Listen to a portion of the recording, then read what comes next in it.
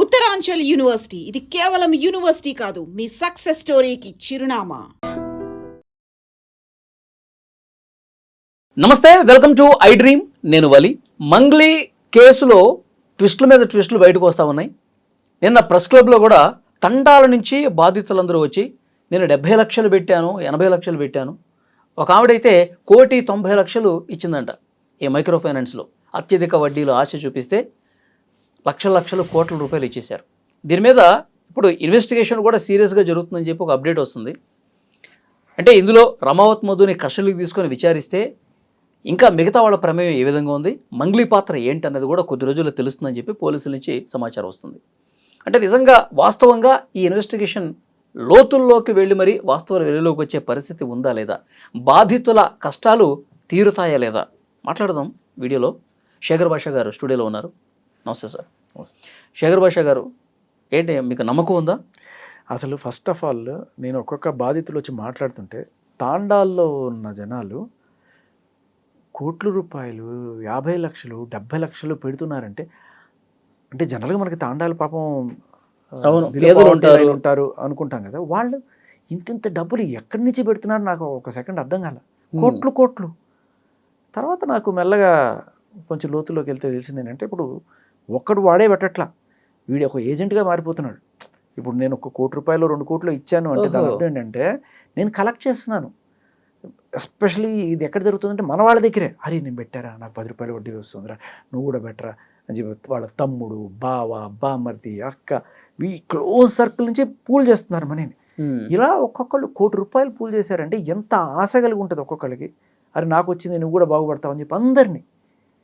So ఇలా తండోపతండాలుగా తాండాల నుంచి జనాలు ఇవాళ హైదరాబాద్లో దిగుతున్నారు, వాళ్ళకి జరిగిన అన్యాయం చెప్పుకుంటున్నారు. షాకింగ్ అనిపిస్తుంది పాపం. ఒక్కొక్క ఆవిడ కాళ్ళ మీద పడి, అన్న మొత్తం ఏం లేదన్న, జీవితంలో ఎవరి దగ్గర నేను మాట పడలేదన్న, నాకు ఇప్పించాను నా డబ్బులు అడుగుతుంటే కనీసం కనికరం కూడా లేకుండా మెడబట్టి బయటికి గెంటేసే స్టేజ్ అటువంటివి చేస్తున్నారట వీళ్ళు. ఆ రమావత్ మధు అనేటోడు ఎక్కడో ఏదో వాటర్ పార్క్ దగ్గర ఎక్కడో కనబడితే మొత్తం వెళ్ళి పట్టుకొని అయ్యా మా డబ్బులు ఇప్పించండి. ఇంటి మీదకి వచ్చి జనాలు గొడవ చేస్తున్నారు. కూతురుకు పెళ్లి కోసం దాచిపెట్టుకున్న డబ్బులు అన్నీ మీకు ఇచ్చామయ్యా అంటే అక్కడున్న సెక్యూరిటీ గార్డులతో ఈడ్చవతలు పడిపించారట. ఇప్పుడు వీళ్ళ ఇళ్ల మీదకి చాలామంది వస్తున్నారు. వీళ్ళకి రమావత్ మధు ఎవరో తెలియదు, కానీ నేను నీకు ఇచ్చాను, నువ్వు చెప్తే ఇచ్చాను, నేను నిన్ను నమ్మిచ్చాను, వాడెవడో నాకు తెలియదు, నువ్వు నాకు ఇవ్వు, ఇస్తావా చస్తావా, నువ్వు కిడ్నీ అమ్మిస్తావా, నీ హార్ట్ అమ్మిస్తావా, నాకు అవసరం లేదు, నా పరిస్థితి అంతే. పోతే మా ఆయన నన్ను గెంటేస్తాడనో లేకపోతే మా పిల్లల కోసం దాచిపెట్టుకోమని వీళ్ళ పీకల మీద కూర్చున్నారు. ఇళ్లల్లో కూర్చునే పరిస్థితి కూడా లేదు వాళ్ళకి. తండాల్లో పుట్టి పెరిగిన వాళ్ళు ఆ తండాకి వెళ్ళాలంటే భయపడుతున్నారు. సో ఇటువంటి పరిస్థితుల్లో ఉన్న వాళ్ళకి న్యాయం జరుగుతుందా, డిలే అవుతుందా అంటే వాళ్ళ బాధ మనకేదో కొంత అర్థమవుతుంది. చట్టము, న్యాయం, పోలీసులు వాళ్ళ పని ఏముంది, వాడికి ఎవడి బాధతో సంబంధం లేదు. 14 days రిమాండ్, పో కస్టడీ తీసుకురా, పో ఇక్కడ సంతకం పెట్టు, ఇక్కడ పెట్టు, ఇదే. అంటే ఎందుకంటే మొన్న ఒక పోలీస్ ఆఫీసర్ మాట్లాడుతుంటే ఏమాత్రం దీని లోతుల్లో ఆయన అధ్యయనం చేసినట్టుగా కనిపించలే. ఆ రమావత్ మధుకి మంగ్లీకి ఏమి సంబంధం లేదు అని రమావత్ మధు చెప్పాడు అని చెప్తున్నాడు ఆయన. అది చేయడానికే కదా వాడు అక్కడికి వెళ్ళింది, మంగ్లీని సేవ్ చేయడం కోసమే కదా రమావత్ మధు అనేటోడు లొంగిపోయింది అనేది జగమెరిగిన సత్యం అందరికీ తెలుస్తోంది. ఆయనకి ఎందుకు తెలియట్లేదు? అండ్ వాళ్ళ తమ్ముడు శివ చౌహానా కాదా అనే విషయంలో కూడా మాకు క్లారిటీ లేదంటే ఇంక ఏం చేశారు పోలీసులు? ఇలా చేస్తే అసలు ఇన్వెస్టిగేషన్ ఎప్పటికి తేలుతుంది? జనాలకు అసలు ఏమైనా న్యాయం జరుగుతుందనే ఒక హోప్ ఏమైనా ఉంటుందా? ఇక్కడ ఇంకో డౌట్, మంగ్లీ గారు అందరికీ ఫోన్లు చేసి, వాళ్ళ కమ్యూనిటీ వాళ్ళకి ఫోన్లు చేసి నా గురించి మాట్లాడండి, నా గురించి కొంచెం పాజిటివ్గా ప్రెస్ మీట్లు పెట్టండి అని రిక్వెస్ట్ చేస్తుంది. కొంతమంది పెడుతున్నారు, కొంతమంది సంపత్ నాయక్ వాళ్ళు అలాంటి వాళ్ళు రిజెక్ట్ కూడా చేస్తూ ఉన్నారు. ఎందుకు ఆమె పట్ల నిజాయితీ ఉంటే ఆమె వైపు ఇట్లా అడగటం దేనికి అనేది చాలామంది క్వశ్చన్. అది ఒకటేంటంటే, మనం ఎవరికైనా సరే డబ్బులు ఇచ్చి నువ్వు చేయరా అంటే చేస్తారు, ఊరికైనా ఎవడైనా ఎందుకు చేస్తాడు? అది కూడా చేద్దాం అనుకునే వాడికి కూడా దీంతో ఈ స్కామ్తో కనెక్షన్ లేదు, నా బంధువులు, నా తల్లో తండ్రో ఎవడో దీంట్లో డైరెక్ట్గా ఇన్వాల్వ్గా లేడు అనుకున్న వాళ్ళు ఎవరైనా సరే ముందుకు వచ్చి చేసేవాళ్ళు ఎవరైనా ఉంటారేమో. ఎంతో కొంత చూస్తాంలే, మీకు ఏదో హెల్ప్ చేస్తాంలే అనే టైంలో ఉంటే అదోకే. కానీ ఇప్పుడు తాండాల్లో ఇప్పుడు ఎలా ఉందంటే ప్రతి ఒక్కడు కూడా అందరినీ పూల్ చేసి డబ్బులు చేశారు. పాపం ఒక ఆవిడ వచ్చింది, ఆవిడ చెప్తుంది సివిల్ సర్వీసెస్ రాయబోతుందంట. ఆవిడ చెప్తుంది, నీకు అక్కడ మోసపోయిన వాళ్ళందరూ గిరిజన బిడ్డలే. అంత మోసం చేసిన తర్వాత కూడా ఏ మొఖం పెట్టుకొని నువ్వు అడుగుతావు నాకు సపోర్ట్ చేయమని చెప్పి. అదే అంటుంది ఆవిడ. ఎందుకు సపోర్ట్ చేయాలమ్మా నీకు? నీ పేరు చెప్పే వీళ్ళందరినీ ఇచ్చేసాడు అంటే. లేదండి నేను బాధితురాలనే అంటే. ఇప్పుడు రమావత్ మధు మందిని ముంచాడా మంగ్లీని ముంచాడా అనే డౌట్ వస్తుంది. కానీ మంగ్లీకి ఇక్కడ తను ఏదైనా డబ్బులు పోగొట్టుకున్నట్టు కానీ ఎక్కడ ఏం చెప్పట్లేదు, తనేమీ ఏ రోజు చెప్పట్లేదు. సో ఆవిడికి పోయిందల్లా మహా అయితే ఆవిడ పేరు వాడుకొని ఇట్లా చేస్తున్నారు అనే విషయంలో ఆవిడ కలస చెందుతుండొచ్చు గాక. కానీ ఆవిడ తమ్ముడు డైరెక్ట్గా ఇన్వాల్వ్ అయి ఉన్నాడు. నోట్ల కట్టలు కట్టిన బ్యాగులు వాళ్ళ తమ్ముడు స్వయాన అలా అందుకొని తీసుకెళ్ళాడు అని చెప్పి ఆ డ్రైవర్ అనే అతను వచ్చి చెప్తున్నాడు. నేను ఇలా చాలామంది ఆయనే కాకుండా ఇంకా చాలామంది బాధితులు ఇవాళ సిటీలో దిగి వాళ్ళు చెప్తున్నారు, వాళ్ళ తమ్ముడు శివ చౌహాన్కి మేము డబ్బులు ఇచ్చాం అని చెప్పి చెప్తున్నారు. ఇంత చెప్తున్నా ఇంత చేస్తున్నా సరే, పోలీసుల కంటే వాళ్ళ ఉద్యోగాలు వాళ్ళు చేసుకుంటుంటారు. వాళ్ళకేమి దాన్ని ఏమంటారు, ఆపరేషన్ చేసే వైద్యుడికి రాగద్వేషాలు ఎలా ఉండవో వాళ్ళకి అవేం పట్టించుకోరు అనుకో. కానీ పొలిటీషియన్లు ఏం చేస్తున్నారు, మన రాష్ట్ర ప్రభుత్వం ఏం చేస్తుంది? దీన్ని సీరియస్గా తీసుకోవాల్సింది ప్రజల ఇష్యూ, ప్రభుత్వం కదా టేకప్ చేయాల్సింది. రేవంత్ రెడ్డి గారు ఇప్పటిదాకా దీని మీద ఒక్క మాట స్పందించలేకపోతున్నారు. పోనీ ఆయన మినిస్ట్రీ క్యాబినెట్లో ఎంచుకుంటే ఎవరు స్పందించట్లేదు. పార్టీ తరపున స్పోక్స్మెన్ కూడా ఎవరు స్పందించట్లేదు. తర్వాత ఏ పార్టీ గురించి దీన్ని మాట్లాడట్లేదు. ఇంతమంది రీసెంట్గా ఒక స్కీమ్ ఏదో పట్టుకొచ్చారు గిరిజన బిడ్డలకి. సో ఏంటిది, ఎలక్ట్రిక్ వెహికల్స్ మీద 90% రాయితీ సబ్సిడీ. బాగుంది. మరి గిరిజన బిడ్డల మీద అంత ప్రేమ ఉన్నప్పుడు మరి వీళ్ళందరూ కూడా గిరిజన బిడ్డలే కదా, వీళ్ళకి ఏం చేస్తున్నారు? ఓన్లీ పాలసీలు మాత్రమే చూస్తారు. ఇలా నష్టపోయిన వాళ్ళు ఇప్పుడు వీళ్ళ కోసం పోలీసులు లేకపోతే కోర్టులు కేసులు ఇవన్నీ చుట్టి నడుస్తాయని చెప్పి దీని మీద నిజంగానే వాళ్ళకి ఏదైనా రాజకీయ నాయకుల వరకు ఈ కేసు వెళ్ళిందంటారా? ఇంత ఇప్పుడు రాజకీయ నాయకులు ఏమన్నా కళ్ళకి గంతలు కట్టుకోనో చెవులకి ఏమన్నా అడ్డాలు పెట్టుకొని తిరుగుతున్నారా వినపడకపోవడానికి? ఖచ్చితంగా ప్రతి ఒక్కళ్ళ నోటీస్లోనే ఉంటుంది. అండ్ ఎస్పెషల్లీ ప్రతిపక్షం వాళ్ళు ఎక్కడ ఏ ఇష్యూ దొరుకుతుందా దాన్ని రాద్ధాంతం చేద్దాం అనే కోణంలోనే ఉంటారు కదా. చెయ్యాలి కూడా ప్రతిపక్షం అంటే. అప్పుడు గవర్నమెంట్ మీద ప్రెషర్ పెడితేనే కదా వాళ్ళు చేసేది. ఇప్పుడు గవర్నమెంట్ మీద ప్రెషర్ ఎవరు పెడుతున్నారు? మీరు నేను మీడియా సంస్థల ద్వారా మనం గట్టిగా ప్రశ్నిస్తున్నాం తప్ప ఒక ప్రతిపక్ష పార్టీ నుంచి ఒక పెద్ద నాయకుడు వచ్చి ఏం జరుగుతుందని చెప్పి ప్రశ్నించిన దాఖలాలు ఎక్కడ కనబడుతున్నాయి మనకి? నేను వీళ్ళందరినీ తప్పుపట్టండి, మంగళి గారికి సంబంధం ఉందా లేదా, సరే వాళ్ళ తమ్ముడు డైరెక్ట్ ఇష్యూ ఇన్వాల్వ్ అయ్యాడు, ఇవన్నీ ఎవరు చెప్పాలి? బాధితులు వచ్చి డైరెక్ట్గా చెప్తున్నారు, తేల్చాల్సింది పోలీసులు. వాళ్ళని తరవాల్సింది ఎవరు? మన నాయకులే కదా. వాళ్ళకు 100 కేసులు ఉంటాయి, ఇది హై ప్రియారిటీలో తీసుకోండి, దీన్ని చేయండి అని చెప్పాల్సిన నాయకులు ఏం చేస్తున్నారు? నిద్రపోతున్నారా? ఓకే, ప్రభుత్వం చేయట్లేదు, ప్రతిపక్షం గట్టిగా అడగాలి కదా, ప్రతిపక్షం ఏం చేస్తుంది? ఇదే నాకు నిజంగా ఎంత ఇది స్టార్ట్ అయ్యి 2 వారాల నుంచి గట్టిగా అవుతుంది కదా. ఓకే, ఎందుకనంటారు? What is the reason? Politicians పట్టించుకోకపోవటానికి కారణాలు ఏమై ఉండొచ్చు? అర్థం కావట్లా. అంటే ఇది కొంచెం ఒక సెటరికల్గానే అనుకోండి. బాగా పెద్ద స్కామ్ జరిగినప్పుడు తలా కొంత షేర్ చేసేసి మాట్లాడద్దు అంటారు చూడండి. అలాంటిది ఏమన్నా జరుగుతుందా అనే డౌట్ కూడా వస్తుంది జనాలకి. ఎందుకంటే అండంలో కూడా తప్పులేదు. మనం ఓట్లేసి గెలిపించిన నాయకులు ఉదాసీనత ప్రదర్శిస్తే ఇలాగే అనుకుంటారని మీకు తెలియాలి. ఇలా అంటారు అయ్యా అనే భయంతో అయినా మీరు పనిచేయాలి. ఏం చేస్తున్నారు? ఒక్కళ్ళు పట్టించుకుంటారా? అంటే కేసు బయటకు వచ్చినప్పుడు కూడా ఆమె కేంద్ర మంత్రి పేరు తీసుకొచ్చారని, లేకపోతే ఒక ఎమ్మెల్యే కొడుకు కూడా ఇందులో ఇన్వాల్వ్ అయ్యి సైడ్ ట్రాక్ చేసే ప్రయత్నం చేశారని ఇలాంటివి కూడా వాదనలు వచ్చినాయి కదా. అవునవును. అంటే పొలిటికల్ ఇన్ఫ్లుయెన్స్ కూడా బలంగా పనిచేయటం వల్లే నత్తనడకన సాగుతుందా దర్యాప్తు? నేను అనుకోవడం పొలిటికల్ ఇన్ఫ్లుయెన్స్ దర్యాప్తు మీద కాదు, కానీ ఈ సుబ్బు అనే లాయరు ఏం చేస్తాడులే, ఓ చెట్టు కింద ప్లేడరు మనల్ని ఏం చేస్తాడులే, కొంచెం గట్టిగా చెప్పిస్తే అయిపోద్ది కదా అనే కోణంలో ఈవిడకున్న పాత పరిచయాలతోటి ఏదో మాట్లాడి ఉండొచ్చుగాక. కానీ వాళ్ళు ఏమనుకుని ఉంటారు, అయ్యో పాపం ఆడు కూతురు అనుకుంటారు తప్ప ఈ దీంట్లో ఇంత లోతుంది, ఇన్ని వేల కోట్ల స్కామ్ జరుగుంటుంది అని చెప్పి వాళ్ళు కూడా ఊహించుంటారు కదా. ఉమ్. ఇవన్నీ కూడా జరిగి 2 వారాల క్రితం. ఇప్పుడు కదా అందరు జనాలు బాధితులు అందరూ బయటకు వస్తున్నారు. అవును. సో వీళ్ళందరి మాటలు అప్పట్లో వాళ్ళకి తెలియదు. నిజంగానే తెలుసుంటే ఏ పొలిటీషియన్ కూడా ధైర్యం చేయడు, ఉమ్. ఎంత ఇదైనా కూడా.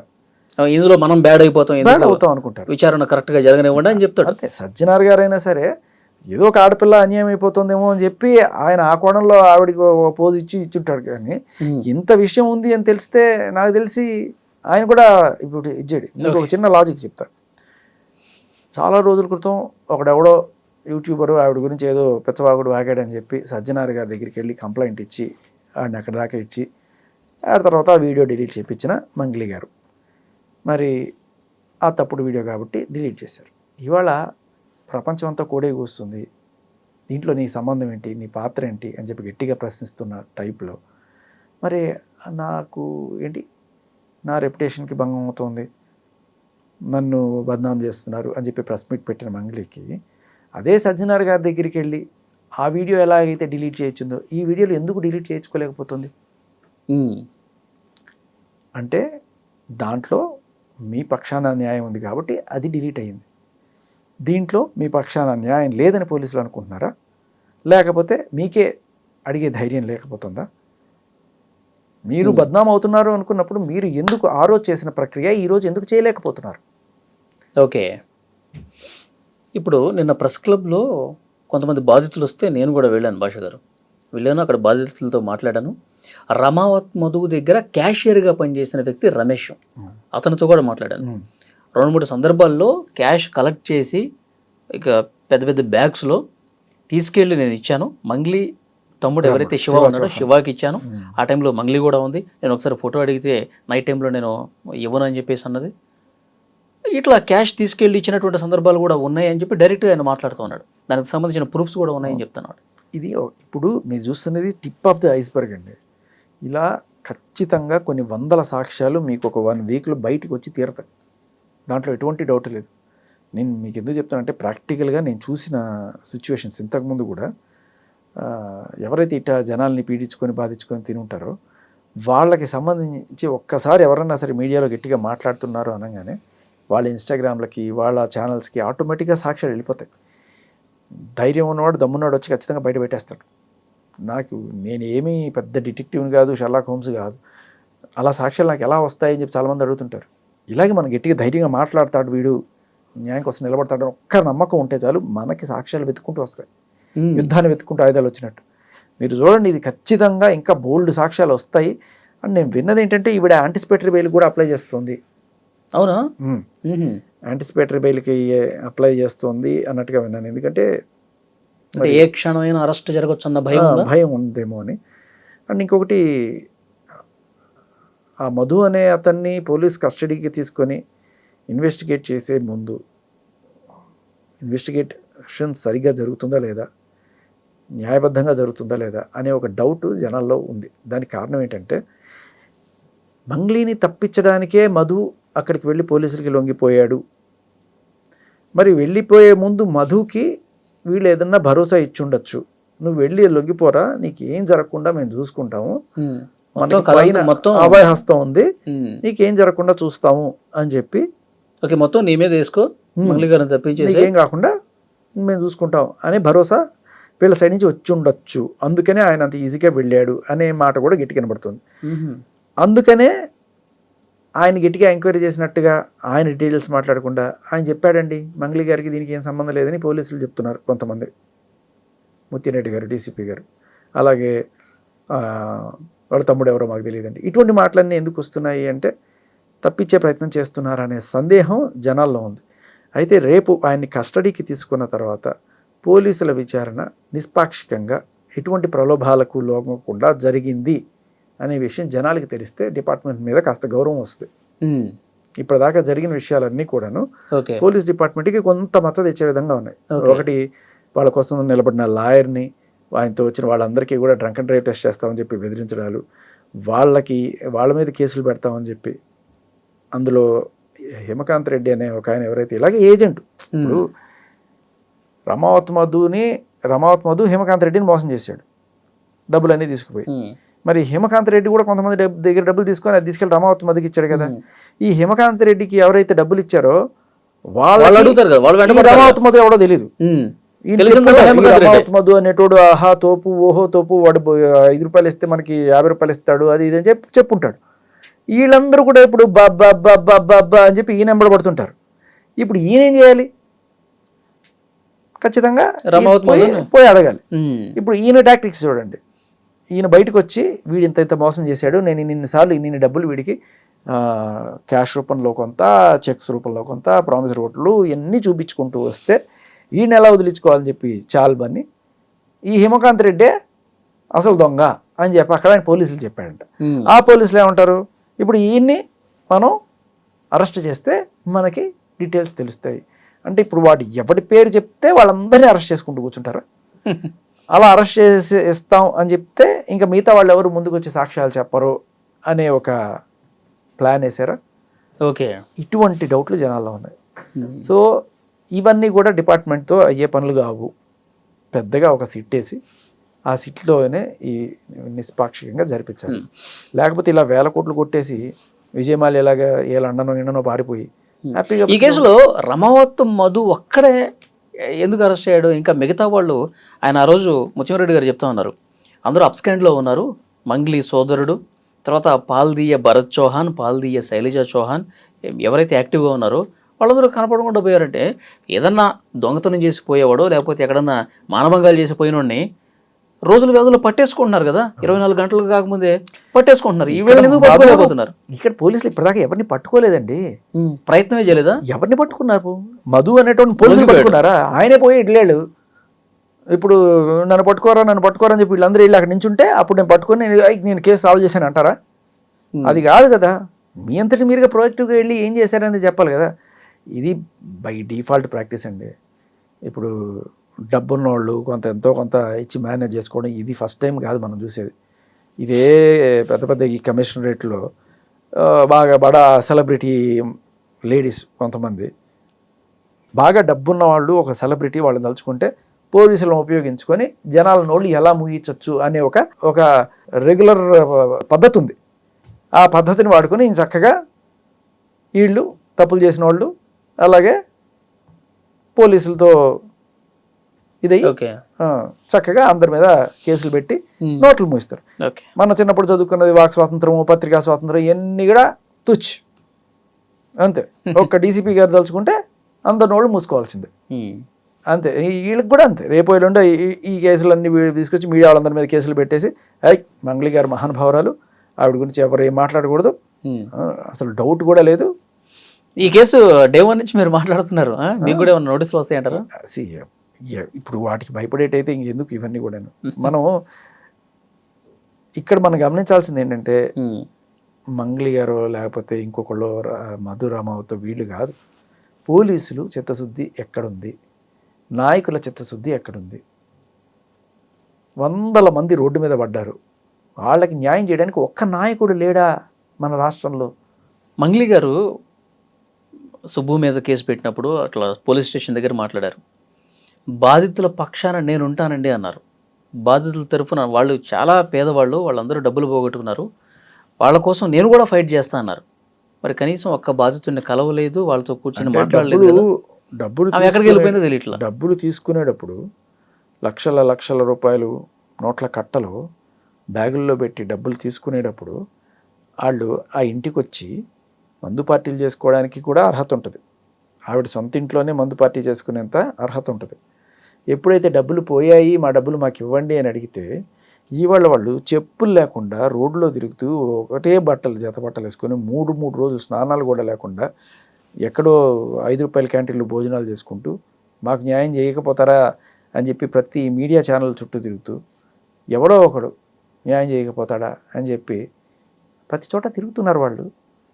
వీళ్ళకి నువ్వు నిజంగానే వాళ్ళ పక్షాన ఉంటే, అయ్యా నేను మీ తాండా అమ్మాయినే, ఆ మధు అనేటోడు మిమ్మల్ని ఎలాగ మోసం చేశాడు, నా పేరు కూడా వాడుకొని అలాగే మోసం చేశాడు, ఖచ్చితంగా వాడి సంగతి చూద్దాం, మీరందరూ అక్కడెక్కడ పోండి, మీరందరూ నా ఊరి వాళ్ళు, నేను బంజారా బిడ్డ అని చెప్పుకోవడం కాదు, ఆ బంజారా బిడ్డలు కూడా నీలాంటి బంజారా బిడ్డలే అని తెలిసినప్పుడు నువ్వేం చేస్తావు? వాళ్ళందరినీ తీసుకెళ్ళి ఆ రోజు మంది పార్టీ ఇవ్వడం కాదు, ఇవాళ వాళ్ళు కూటికి తిండికి గతి లేక రోడ్డును పడ్డ వాళ్ళని తీసుకెళ్ళి ఇంట్లో పెట్టు, 4 రోజులు భోజనం పెట్టు కనీసం. అది కూడా చేయలేదే నువ్వు. ఏమిటి అండగా నిలబడింది నువ్వు? ఎక్కడికి వెళ్ళిపోయింది అంటారు? కొంతమంది ఏమో ఢిల్లీ అంటున్నారు, కొంతమంది ఏమో దుబాయ్ వెళ్ళిపోయింది అంటున్నారు. నేను విన్నది ఒక 3 రోజుల క్రితం ఆవిడ ఇక్కడే ఉన్నారు, హైదరాబాద్లో. ఎవరో ఒక ప్రముఖ వ్యక్తిని కలిశారు, దీని నుంచి బయటపడేయాలన్నట్టుగా ఆవిడ కోరారు ఓకే, తెలిసింది 3 రోజుల క్రితం. సో మరి అప్పటికే నాకు సుబ్బు గారేమో లేదు ఆవిడ అప్పుడే అప్స్కాండ్ అని చెప్పారు. బట్ మరి సో చూద్దాం నెక్స్ట్ ఇన్వెస్టిగేషన్ ఎట్లా జరుగుతుంది. నిజంగా మీరు అన్నట్టు ముందస్తు బెయిల్ అప్లై చేసిందా లేదా దీని మీద కూడా ఆవిడ సంగతులు అన్నీ వదిలేయండి. నేను అడిగేది ఒకటే, బాధితులు పోలీసులు ఏం చేస్తున్నారు? మీరు చేస్తున్న ప్రగతి చూపించాల్సిన అవసరం ఉంది. జనాలందరూ కూడా మీరు లాలూచి పడిపోయారు అనే భావనలోకి వెళ్ళకముందే మీరు కొంచెం తేరుకొని, ఎందుకంటే సజ్జనార్ గారి ఫోటో, ఈయనకి బ్రీత్ అనలైజరు, లేకపోతే ముత్తిరెడ్డి గారి అసలు మంగళి తమ్ముడెవరో మాకు తెలియదు, ఇటువంటి ప్రకటనలు అన్నీ చూసిన తర్వాత జనాలకి నమ్మకం పోతుంది వ్యవస్థ మీద. సో మీరు దయచేసి మీరు చేస్తున్న ప్రగతి ఏంటి, మీరు ఎలాంటి చర్యలు తీసుకుంటున్నారు వీళ్ళని సేఫ్ గార్డ్ చేయడానికి, లేకపోతే మరో ఒక విజయమాలలాగా ఈయన కూడా లండన్ ఎక్కడికైనా పంపించేస్తారా, ఏం చేస్తారు? దీనికి పోలీసులను తరవాల్సిన బాధ్యత నాయకులది. ఈ నాయకులు ఏం చేస్తున్నారు? అధికార పక్షం చేయకపోతే అధికార పక్షాన్ని తరువుకోవాల్సిన బాధ్యత ప్రతిపక్షాన్ని. ప్రతిపక్షం ఏం చేస్తారు? కనీసం ఏ ఒక్క నాయకుడైనా స్పందించాలని కోరుకుందాం. ఎందుకంటే మనం కూడా కోరుకునేది బాధితులకు న్యాయం జరగాలి. సో అటువైపు నుంచి ప్రజలు ఏమన్నా వస్తే బాధితులకి ఎంతో కొంత త్వరగా న్యాయం జరగాలి కదా, కాబట్టి ఆ రకమైన ప్రయత్నం జరుగుతుందని చెప్పి కోరుకుందాం. మళ్ళీ మనం మాట్లాడదాం. Thank you sir.